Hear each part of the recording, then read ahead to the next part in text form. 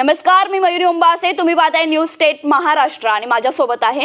नमस्कार, मी करणसिंह पवार. बुलेटिनच्या सुरुवातीला राजकीय दृष्ट्या मोठी बातमी इथे. राष्ट्रवादीतल्या फुटीवर आज दुपारी 4 वाजता सुनावणी होणार आहे. निवडणूक आयोगातील सुनावणी तासभर लांबणीवरती गेलेली आहे. तर राष्ट्रवादी कुणाची यावर ही सुनावणी होणार आहे. स्वतः शरद पवार या सुनावणीला जाण्याची शक्यता देखील वर्तवली जाते.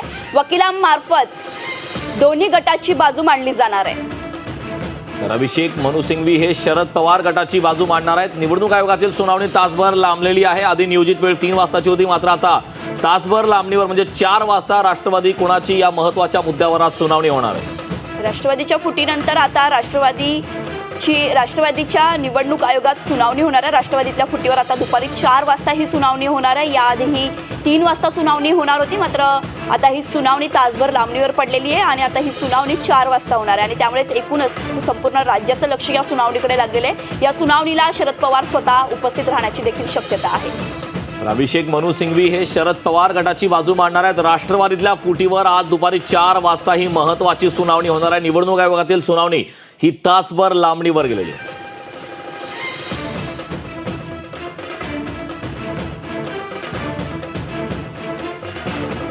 तर याच संदर्भात चर्चा करण्यासाठी आपल्यासोबत भाजप मुख्य प्रवक्ता अजित चव्हाण जोडलेले आहेत. सोबतच ठाकरे गटाचे प्रवक्ते किशोर तिवारी देखील जोडलेले आहेत. दोघांचेही न्यूज स्टेट महाराष्ट्रामध्ये खूप खूप स्वागत. मी पहिल्यांदा अजित चव्हाण यांच्याकडे जाणार आहे. अजितजी, राष्ट्रवादी कोणाची हा महत्त्वाचा निर्णय आज होणार आहे. या निर्णय प्रक्रियेवरती नेमकी आपली प्रतिक्रिया काय? कारण आज दुपारी 4 वाजता यावरती सुनावणी होणार आहे.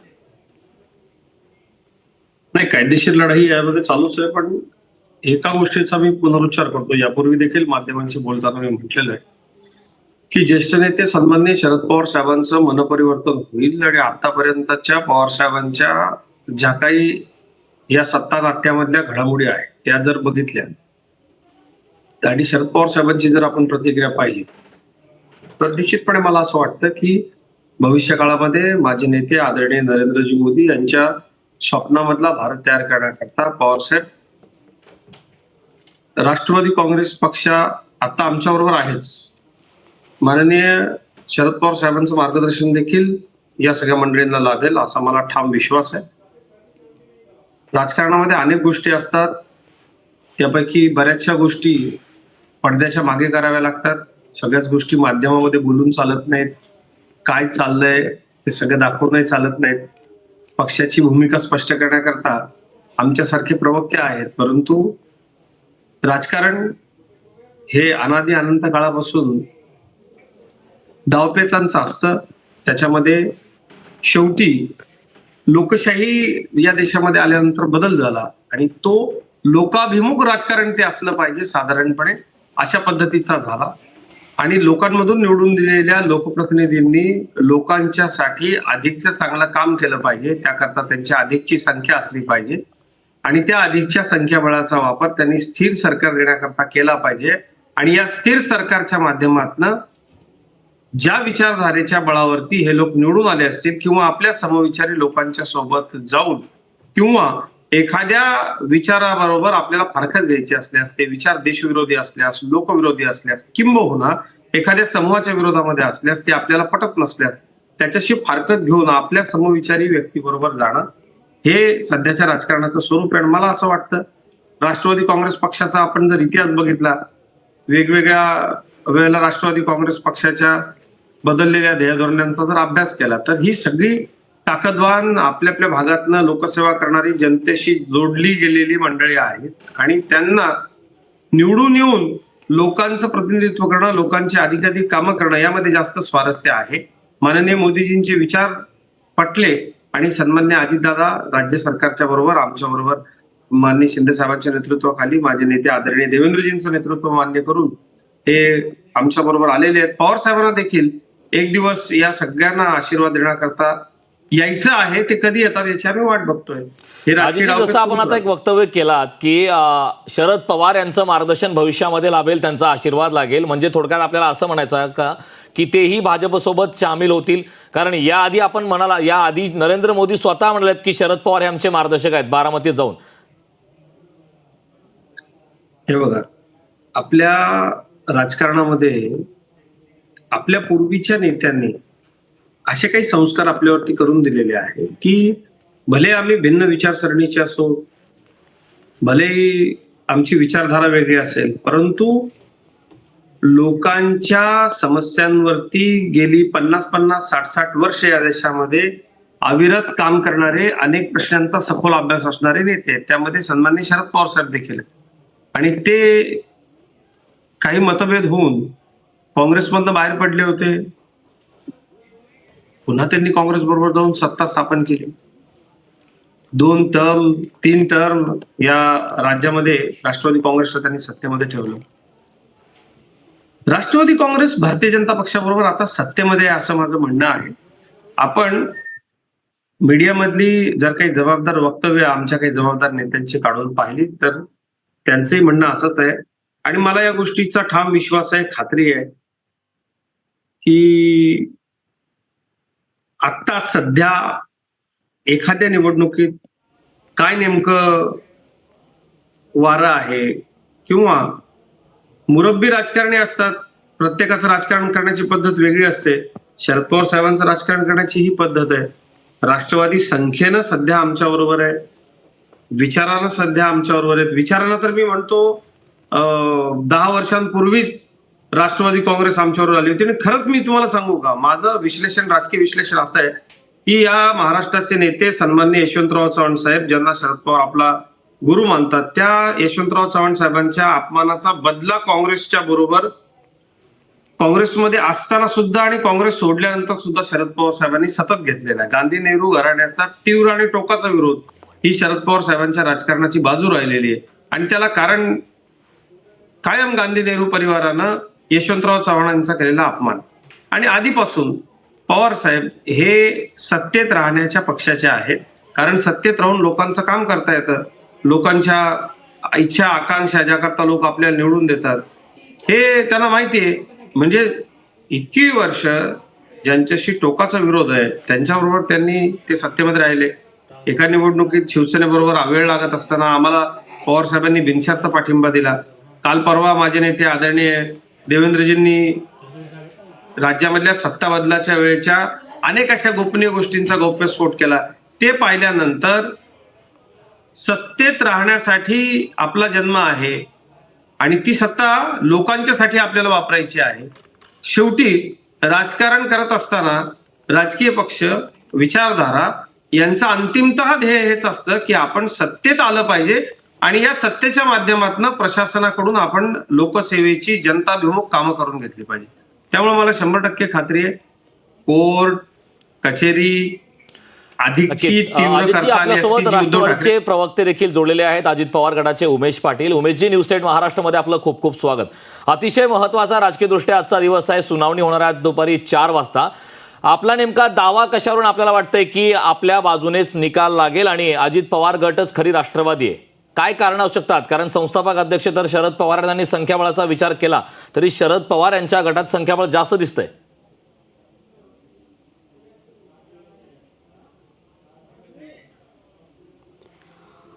उमेश पाटील आपला आवाज येत नाहीये.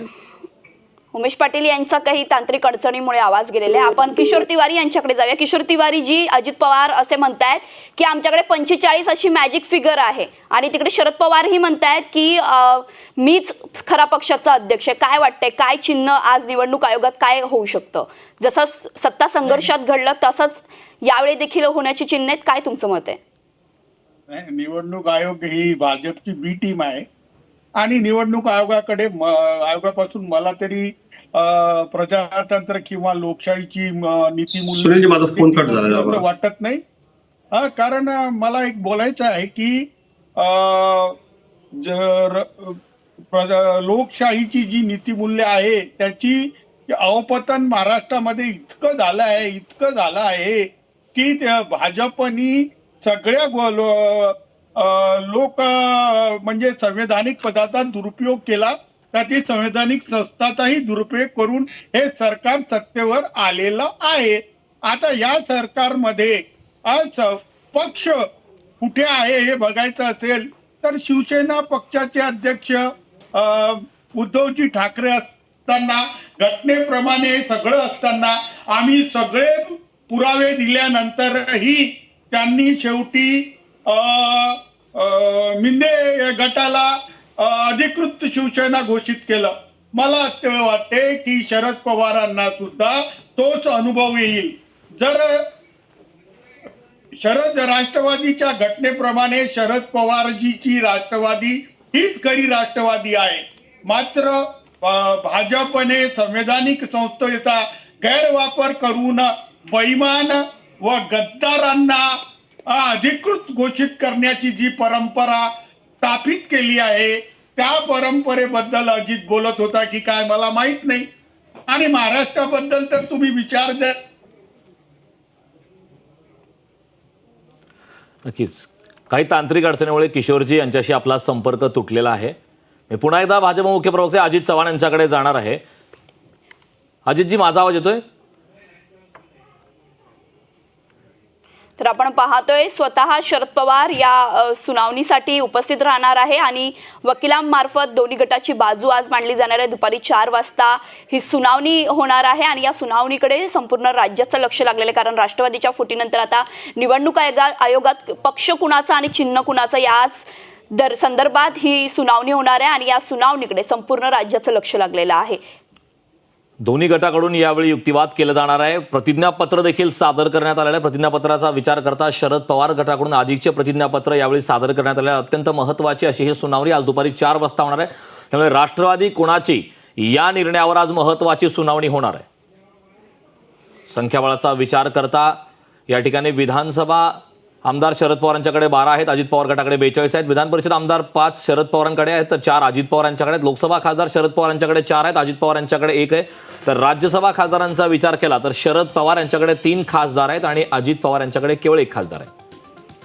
तर राष्ट्रवादी काँग्रेसमधील सत्ता संघर्षावर ही निवडणूक आयोगातील सुनावणी अतिशय महत्त्वाची आहे, कारण या सुनावणीत राष्ट्रवादी पक्ष आणि निवडणूक चिन्ह कुणाचं यावर ठोस निर्णय घेतला जाण्याची शक्यता आहे. यासाठी राष्ट्रवादीच्या शरद आणि अजित पवार गटाने जोरदार तयारी देखील केली आहे. पवार गटाने या प्रकरणी जवळपास 9,000 शपथपत्र दाखल केल्याची देखील माहिती आहे. हा आकडा अजित पवार गटाहून जास्त असल्याचा दावा केला जातोय आणि पण अजितदादांच्या गटात लोकनियुक्त लोकप्रतिनिधींचा आकडा जास्त असल्यामुळे ते पवारांवर वरचढ ठरण्याची देखील शक्यता व्यक्त केली जाते. आपण जी आकडेवारी पाहिली, संख्याबळ पाहिलं, त्यामुळेच आता नेमका पक्ष आणि चिन्ह कुणाकडे जातोय हेच पाहणं महत्त्वाचं ठरणार आहे.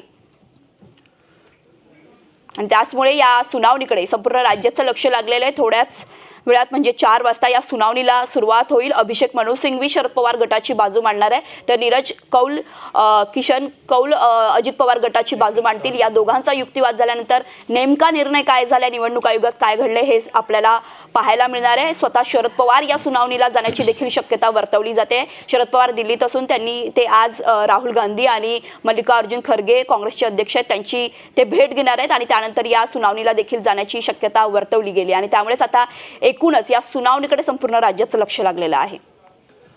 आणि आपल्या चर्चेत पुन्हा सहभागी झालेले आहेत प्रवक्ते किशोर तिवारी, ठाकरे गटाचे प्रवक्ते. किशोर तिवारी जी, शिवसेना सत्ता संघर्षाची सुनावणी आणि राष्ट्रवादीची आत्ताची सुनावणी, काय फरक आहे या दोघांमध्ये?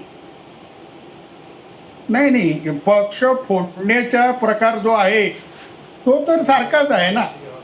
आमदारांना ईडीचं भय दाखवून आमदारांना विकत घेऊन पक्ष फोडण्यात आलेला आहे.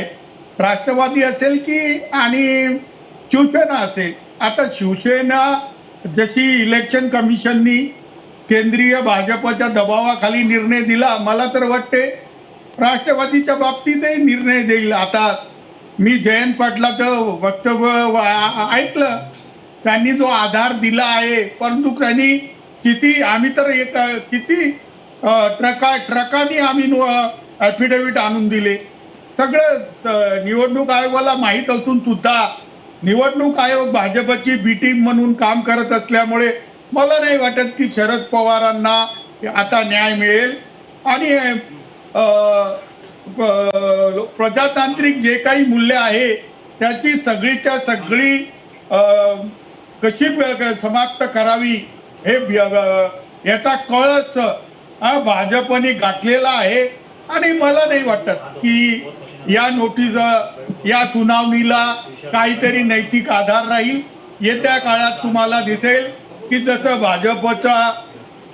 भाजपने शिवसेनेला अधिकृत शिवसेना म्हणून खोका गटाला किंवा मिंदे गटाला घोषित केलं, असंच तोच प्रकार इथे होऊन अजित पवारांकडे अधिकृत अधिकृत राष्ट्रवादी आहे हा प्रकार तुम्हाला लवकरच कळेल. मी तुम्हाला बोलतो की विधिमंडळाचा पक्ष, संसदीय पक्ष हा वेगळा असतो आणि राजकीय पक्ष हा वेगळा असतो. परंतु राजकीय पक्ष फुटीकडून सरसकट देण्याचा हा प्रकार पहिल्यांदा सुरू झालेला आहे आणि आता जनतेच्या दरबारात जाण्याशिवाय कोणताही पर्याय नाही.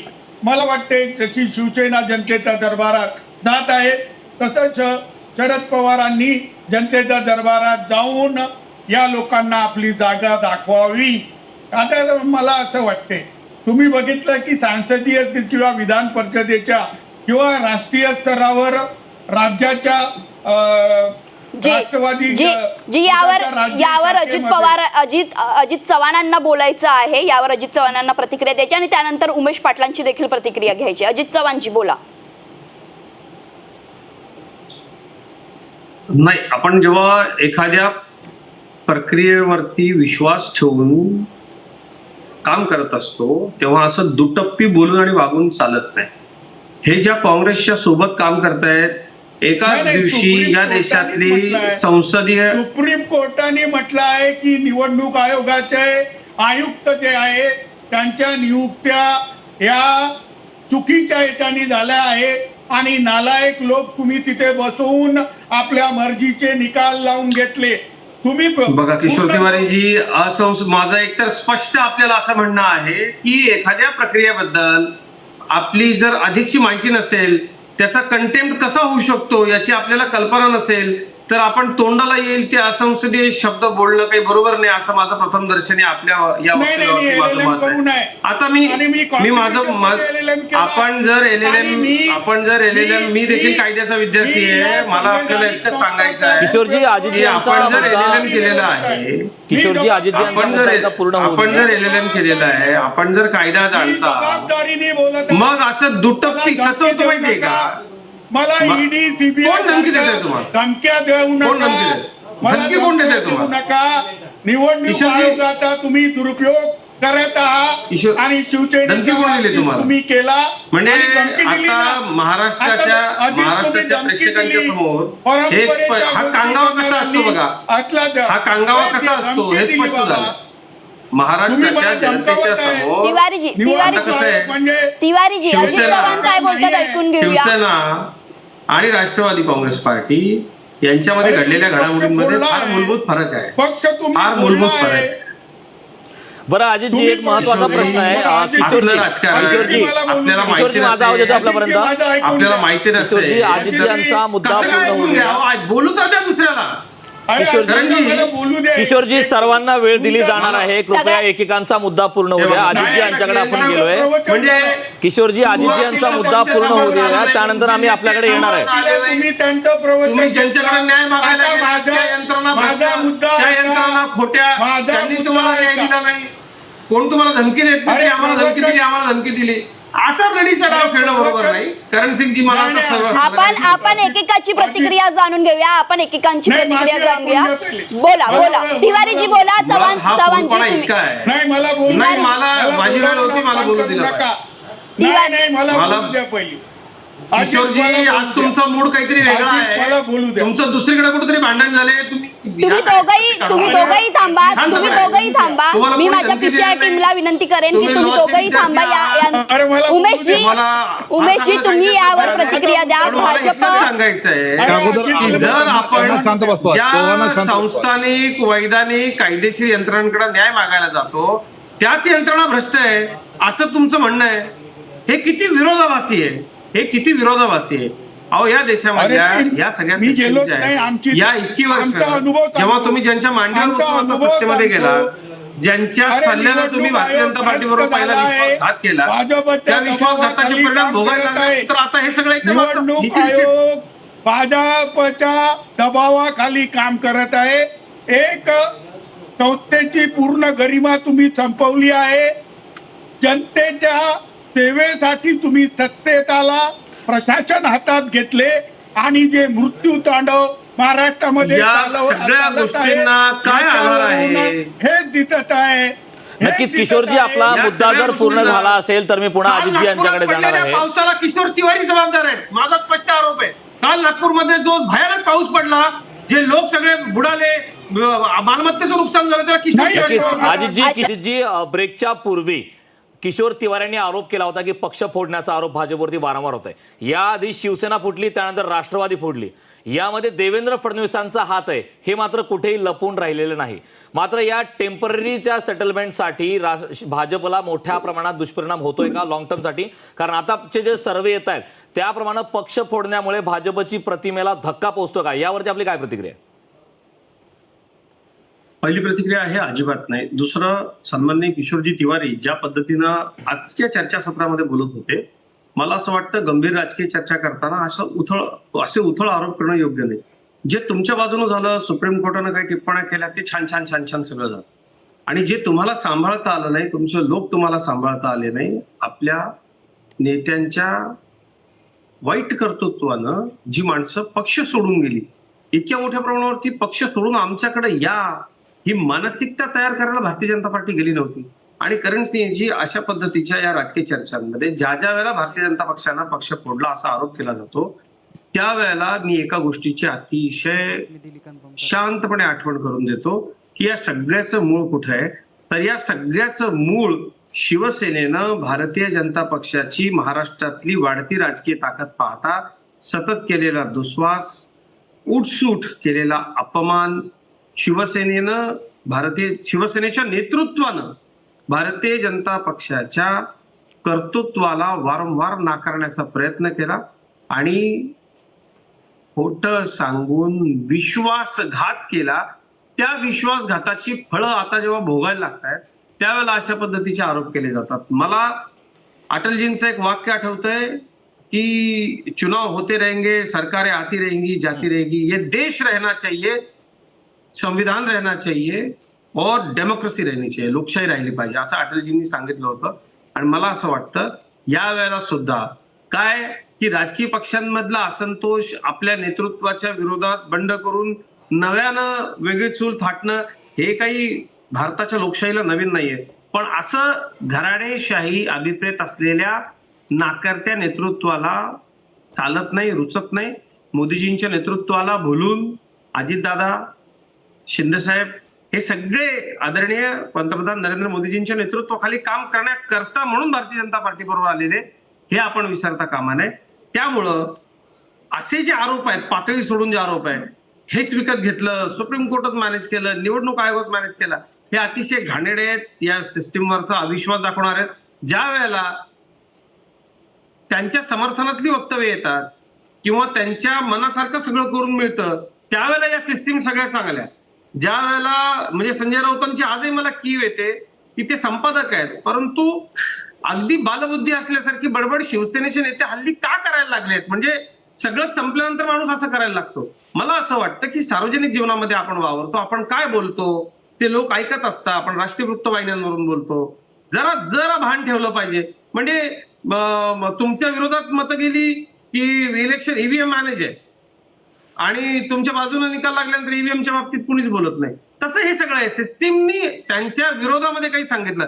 आता याच्यामध्ये करण सिंहजी मला सांगा ना तुम्ही की 40 लोक अजितदादांच्या पाठीमागे गेलेले एवढ्या मोठ्या संख्येने लोक, यांना काय भारतीय जनता पार्टीने सांगितलं? अहो, एक मानसिकता असते, एक दिशा ठरते नेत्याच्या नेतृत्वाखाली आणि त्यांनाही असं वाटतं की आपलं पॉलिटिकल करिअर इथं अधिक सुरक्षित आहे. इथं आपण निवडून शेवटी राजकारणी काय विचार करतो माहिती का? मला ज्या लोकांनी निवडून दिले त्या लोकांच्यासाठी मला काम करायला मिळणार आहे का? बस हा एवढाच प्रश्न आहे. नैतिकतेचा प्रश्न आहे.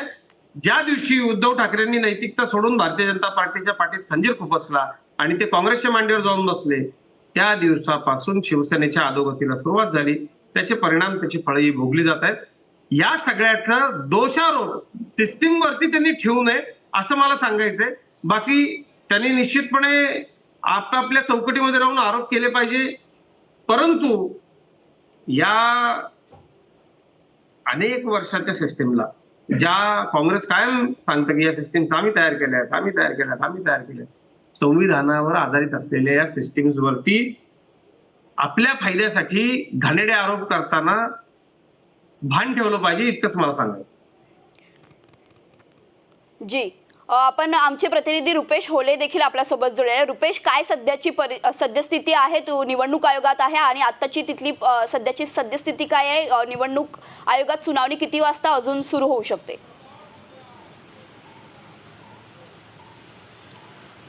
याआधी ही सुनावणी जी आहे ती 3 वाजता सुरू होणार असं सांगण्यात आलेलं होतं. मात्र आता ही सुनावणी 4 वाजता सुरू होणार आहे. दुसरीकडे आपण पाहतोय की शरद पवार गटाकडून जयंत पाटील जे आहेत त्यांनी सुप्रीम कोर्टामध्ये याचिका दाखल केलेली आहे की जे अजित पवारांच्या गटातले जे आमदार आहेत अजित पवारांसोबत गेलेले त्यांच्या विरोधात विधानसभा अध्यक्षांनी कारवाई करावी.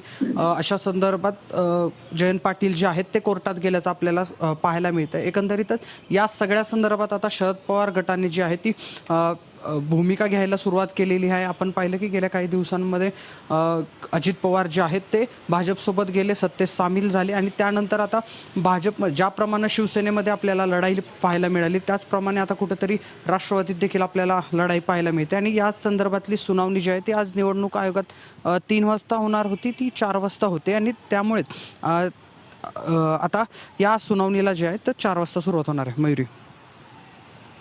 नक्कीच आपल्यासोबत ठाकरे गटाचे प्रवक्ते किशोर तिवारी आहेत. मी किशोरजी यांच्याकडे जाणार आहे.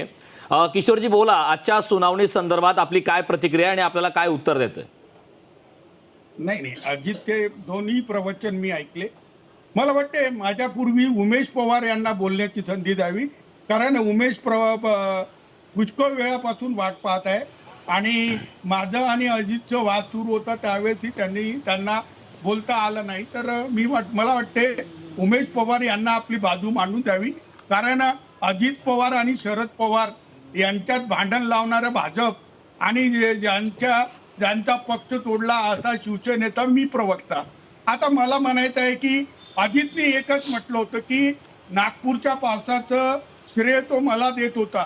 नागपूरच्या पावसाचं श्रेय आणि नागपूरच्या विकासामुळे जे 40,000 कोटीचं लोकांचं नुकसान झालं याचं श्रेय तर देवेंद्र फडणवीस यांना देत आहे सगळी माध्यमं. नागपूरला विकासाचा गरोदर झाल्यामुळे लोकांना एवढा फटका बसला. तर आता माध्यमं जी बोलतात आणि सगळ्या लोकांनी आक्रोश दाखवला तो देवेंद्र फडणवीसवर होता, तर मला श्रेय देणं चुकीचं होईल.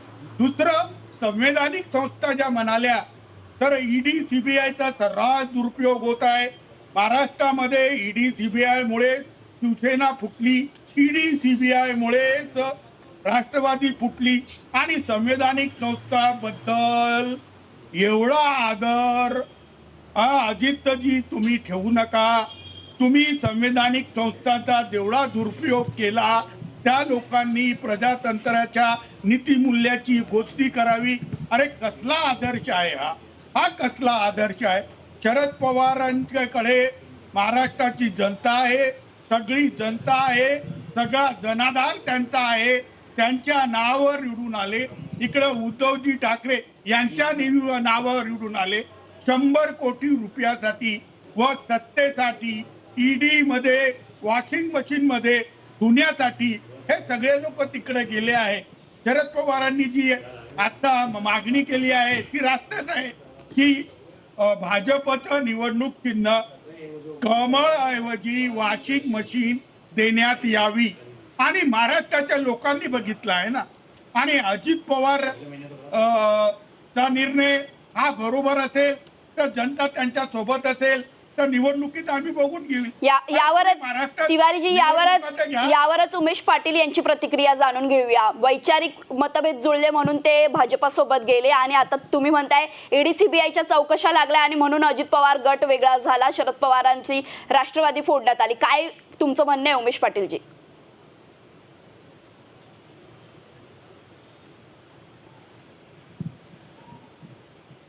उमेशजी आपला आवाज येत नाही, बोला. माझा आवाज येतोय का? हो बोला. येतोय ना? हो.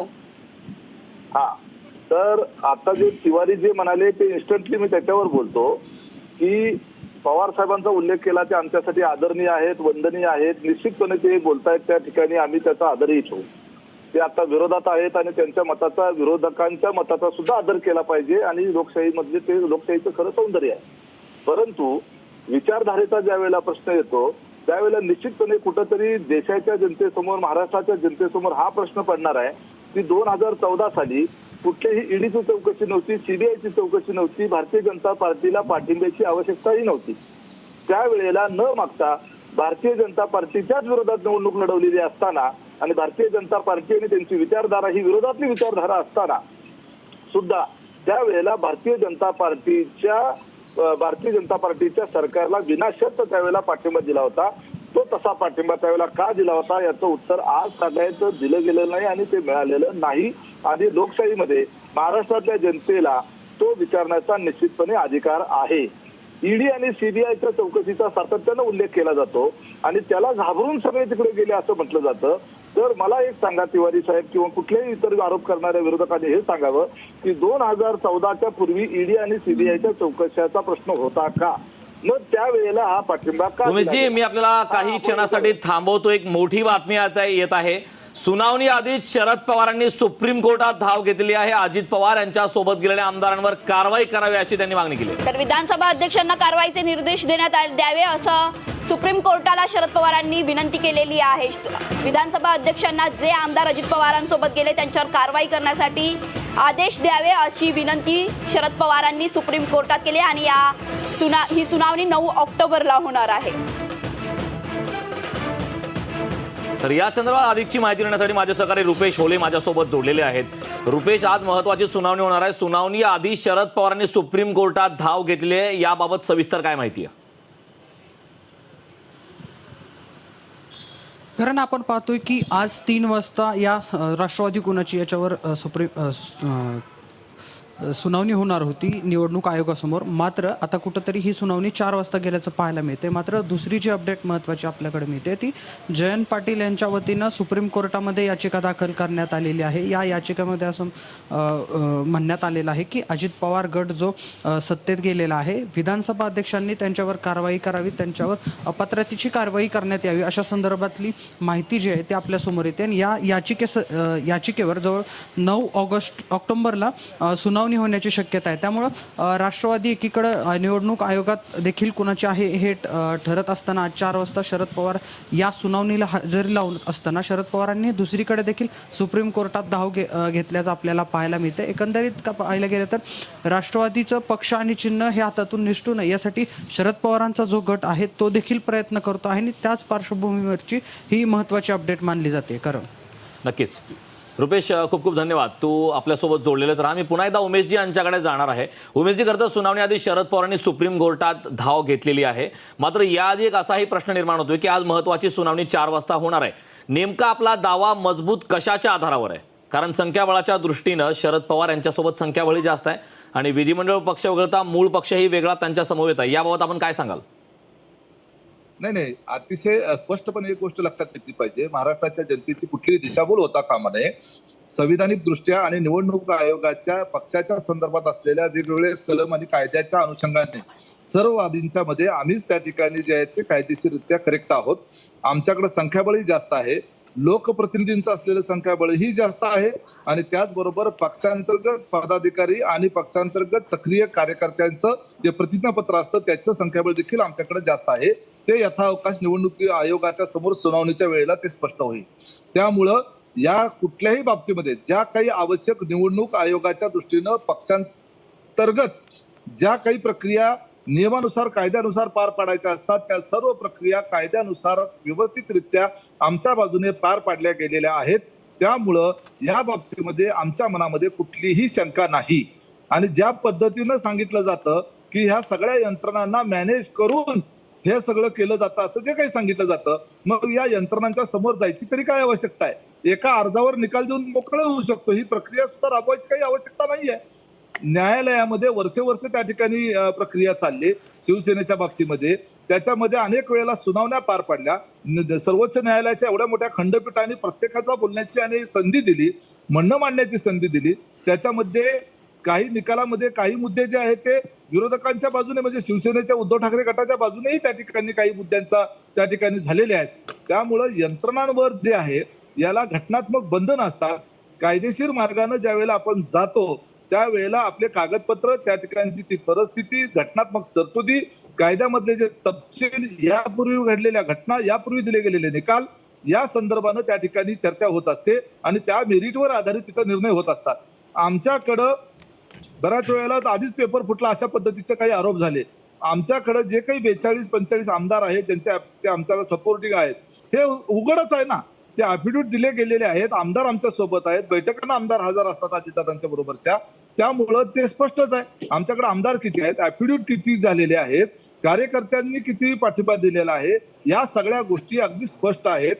त्याच्यामुळं लोकशाहीमध्ये ज्या पद्धतीनं निवडणुकीमध्ये लोकप्रतिनिधी निवडणूक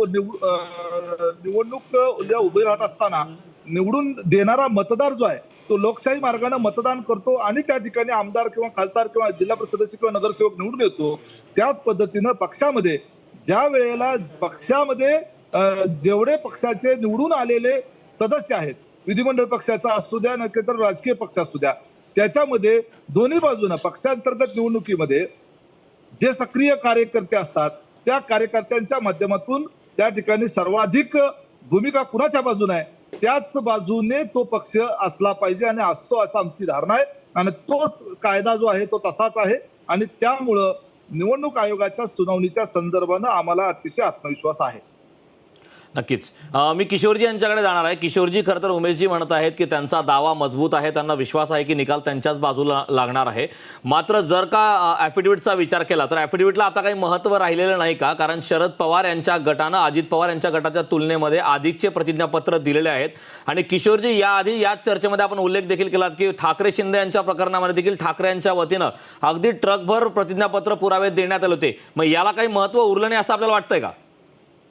नाही, काही नाही. आमचा अनुभव फार बेकार होतो आणि जसा ईडी सीबीआयचा दुरुपयोग होतो सर्रासपणे तसाच निवडणूक आयोगाचा होतो. आणि आता सुप्रीम कोर्टात जो अर्ज टाकला त्याच्यामध्ये मी शिवसेनेचा अनुभव सांगतो की सुप्रीम कोर्टाने वारंवार राहुल नार्वेकर जे विधानसभेचे अध्यक्ष आहेत त्यांना सूचना केली की बा शिवसेनेच्या अपात्रतेचं प्रकरण मार्गी लावा. त्यांनी वेळ काढूपणा दाखवला.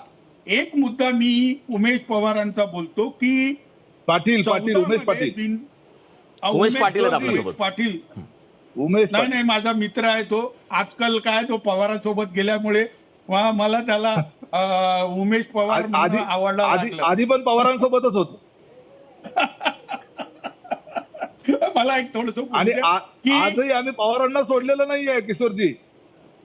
अरे काय करायचं, महाराष्ट्रानेच पवाराला सोडलेलं नाही ना. तुम्ही कुठं जाणार, निवडणुकीनंतर आमच्या सोबतच राहणार. मात्र एक बोलतो तुम्हाला की तुम्ही जे म्हणालात की 14 मध्ये बिनशर्त पाठिंबा राष्ट्रवादीने दिला होता, याचा खुलासा शरद पवारांनी केला आहे की शिवसेना आणि भाजप मधली जी त्यावेळेस जरी आली होती ती जरी तशीच राहावी म्हणून त्यांनी तो पाठिंबा दिला होता आणि ती त्यांची गुगली होती. त्यांनी ते त्यावेळेस क्लिअर केलाय.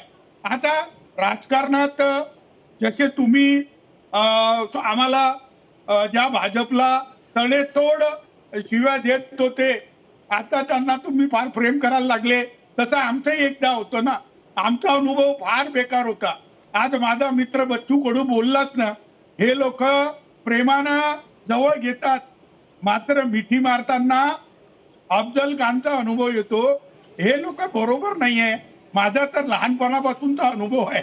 आता मात्र अटलजीचा भाजप राहिलेला नाही, लालकृष्ण अडवाणीचा भाजप राहिला नाही.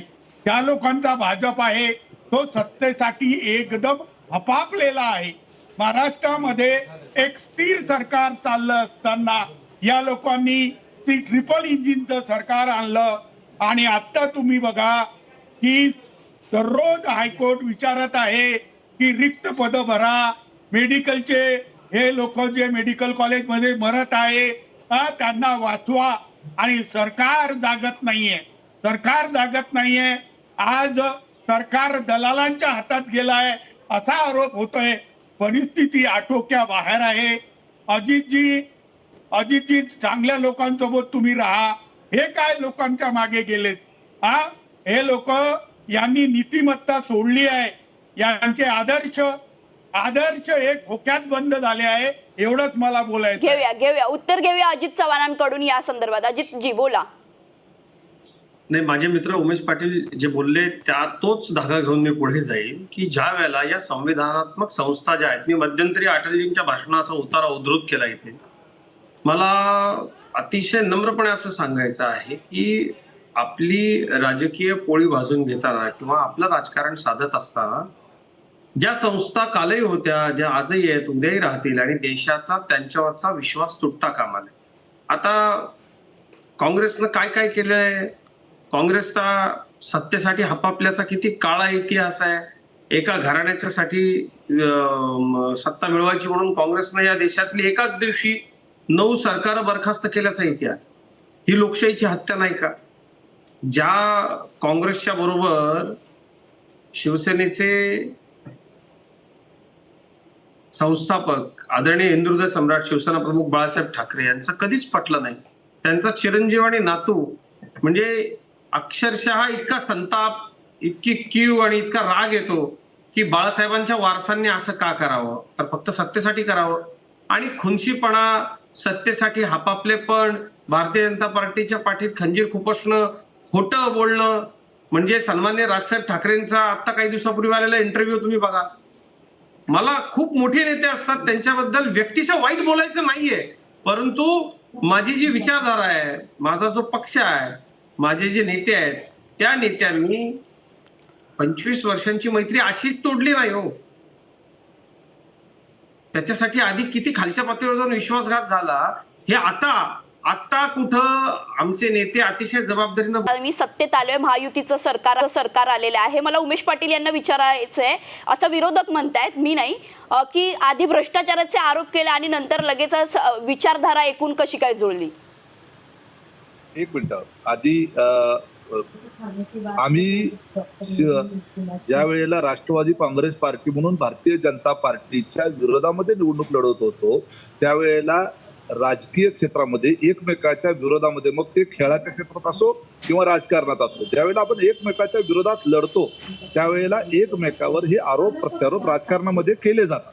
त्याच्यामध्ये आरोप प्रत्यारोप करण्याला निवडणुकीच्या राजकारणामध्ये आपल्या लोकशाहीनं मुभा दिलेली आहे. लोकांनी त्याच्यावर विश्वास ठेवून मतदान करणं हा नंतरचा पार्ट आहे. आणि ज्या वेळेला असे आरोप होतात त्या आरोपाच्या अनुषंगानं त्याचे खुलासे देखील समोरच्या पातळीकडून होत असतात. त्यामुळं पंतप्रधानांनी आरोप केले काय आणि अजून कोणी आरोप केले काय किंवा राज्यस्तरावरच्या नेत्यांनी आरोप केले काय, आरोप करणं, विरोधकांवर आरोप करणं हे त्या ठिकाणी त्यांचं कामच असतं. जसं त्यांनी आमच्यावर आरोप केले तसे आम्ही सुद्धा त्यांच्यावर खूप आरोप केलेले आहेत. याच अशाच चॅनलवर डिबेटमध्ये किशोरजी आणि आम्ही ज्यावेळेला एकत्र होतो त्यावेळेला एकत्र असताना ज्या काही आम्ही विरोधात आहे म्हणून समोरच्या उणिवा सापडतील, त्रुटी सापडतील, त्याच्यावर आम्ही त्या ठिकाणी आरोप केलेले आहेत. आता राहिला प्रश्न विचारधारेचा. नक्कीच उमेशजी, अजितजी, माझी वेळ संपलेली आहे. उमेशजी, अजितजी आणि किशोरजी, आपण चर्चेमध्ये सहभागी झालात त्याबद्दल खूप खूप धन्यवाद. रुपेश, माझा सहकारी, तू या चर्चेमध्ये सहभागी झालात त्याबद्दल खूप खूप धन्यवाद. खरं तर राष्ट्रवादीच्या दृष्टीने राजकीय दृष्ट्या अत्यंत महत्त्वाची अशी सुनावणी आज 4 वाजता होणार आहे. या सुनावणीकडे आपलं लक्ष असणार आहे, मात्र तुर्तास वेळ झालेली आहे. एका छोट्याशा ब्रेकची. पाहत रहा न्यूज 8 महाराष्ट्र.